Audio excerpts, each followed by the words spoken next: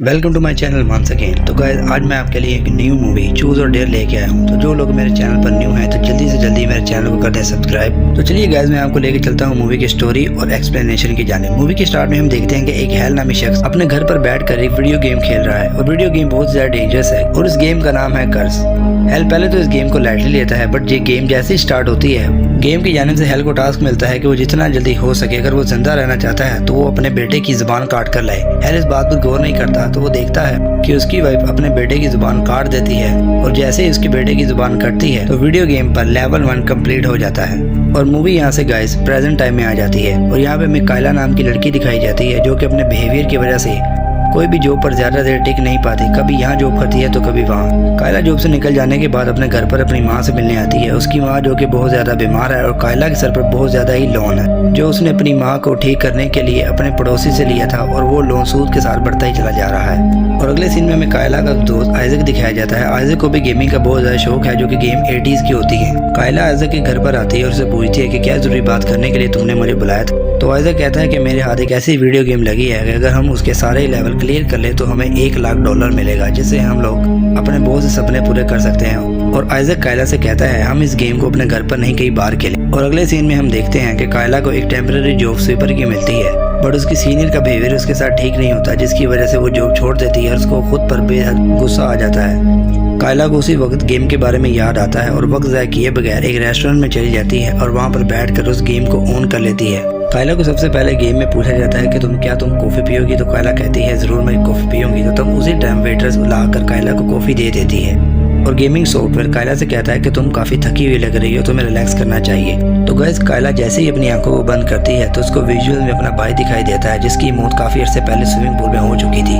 Kayla हड़बड़ाहट में उसी वक्त उठ जाती है और लैपटॉप वो जैसे ही ऑन करती है तो वो देखती है कि कर्स गेम अभी भी चल रही है और जिस पर और कायला को गेम कहती है कि अगर तुम जिंदा रहना चाहती हो तो तुम्हें वहाँ पर मौजूद वेटर्स को अपनी आंखों के सामने मरने देना होगा। और देखते ही कांच का एक गिलास जमीन पर फेंक देती है और जैसे ही वो गिलास टूटता है तो उसके टुकड़े खाना स्टार्ट कर देती है। वो वेटर्स खाना तो नहीं चाहती पर वेटर्स कायला से कहती है कि मैं मजबूर हूँ, मेरा खुद पर कंट्रोल नहीं है, मेरी जान बचाओ। कायला जैसे ही वेटर्स को बचाने के लिए वेटर्स की तरफ बढ़ती है तो होटल का ओनर रास्ते में आ जाता है। वो कायला को रोकने की काफी कोशिश करता है बट कायला उसे धिक्का मारकर वेटर्स की तरफ बढ़ती है। वैसे कायला वेटर्स के मुंह में से कांच निकालने की काफी कोशिश करती है बट काफी देर हो चुकी होती है और देखते ही देखते वेटर्स के मुंह में से काफी खून निकलता है जिसकी वजह से उसकी वहीं पर डेथ हो जाती है। और इसी तरह कायला गेम का पहला स्टेप क्लियर कर लेती है। कायला वहाँ से डरकर घर पर आ जाती है तो पुलिस भी कायला के घर पर आ जाती है और उसकी मदर से इंक्वायरी करती है कि लास्ट टाइम कायला को एक होटल में देखा गया था जहाँ पर एक वेटर्स की डेथ हुई है। तो वहाँ उसकी मदर कहती है कायला वहाँ पर नहीं गई थी। कायला आइजक से मिलने के लिए जैसे ही घर से बाहर निकलती है तो उसका वही पड़ोसी जिससे उसने लोन लिया था उसे कहता है कि उसे पैसे दे दे वरना वो पुलिस को बता देगा कि लास्ट नाइट कायला को उसने उसी होटल में देखा था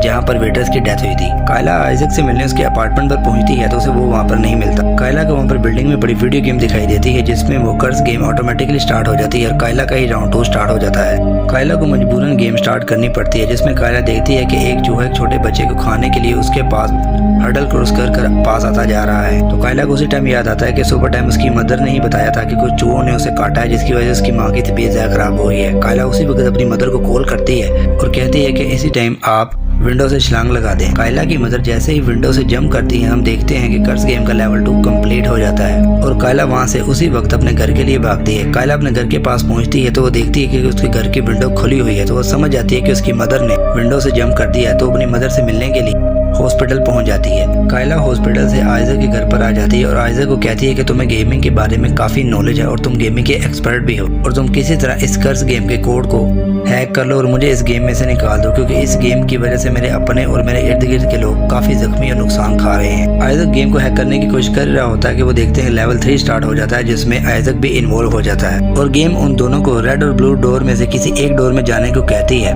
तो आइजक ब्लू डोर में जाने से मना कर देता है क्योंकि ब्लू डोर में से अजीब अजीब से लोगों के मरने की आवाजें आ रही होती है। तो आइजक कायला से कहता है कि मैं रेड रूम में जाना चाहिए। तो दोनों रेड रूम में जाने के लिए रेडी हो जाते हैं और रेड रूम के अंदर चले जाते हैं। कायला जैसे ही रेड रूम के अंदर जाती है तो वो देखती है कि उसे अंदर अपना भाई रिकी दिखाई देता है जिसकी मौत आज से कुछ अरसे पहले स्विमिंग पूल में हो चुकी थी। कायला अपने भाई को जिंदा देखकर बहुत ज्यादा एक्साइटेड हो जाती है और वो उसी टाइम स्विमिंग पूल की तरफ भाग जाती है। आइजक उसे रोकने की कोशिश करता है और उसे कहता है कि ये विजुअल्स है पर वो आइजक की बात नहीं मानती और भाग के स्विमिंग पूल के पास आती है जहाँ पर कायला देखती है आइजक और रिकी दोनों ही उसके सामने मरे पड़े हुए हैं और गेम उसे कहती है कि तुम्हें इन दोनों में से किसी एक को मारना होगा और एक को बचाना होगा। तो कायला अपने भाई रिकी का गला दबा देती है और उसे मार देती है और आइजक को बचाकर रूम से बाहर ले आती है। उसी टाइम गेम का लेवल 3 भी कंप्लीट हो जाता है। कायला आइजक को बताती है कि वो अपने भाई से बेहद प्यार करती थी। उसके भाई की डेथ आज से 5 साल पहले हो चुकी थी। कायला कहती है कि उसके भाई रिकी की जिम्मेदारी उसकी मदर ने उसे दी थी क्योंकि उसकी माँ जॉब करती थी। रिकी को स्विमिंग करने का शौक था पर रिकी को स्विमिंग आती नहीं थी। रिकी जैसे स्विमिंग पूल में उतरा उसका पाँव स्लिप हुआ और वहीं पर रिकी की डेथ हुई थी और उसकी डेथ का जिम्मा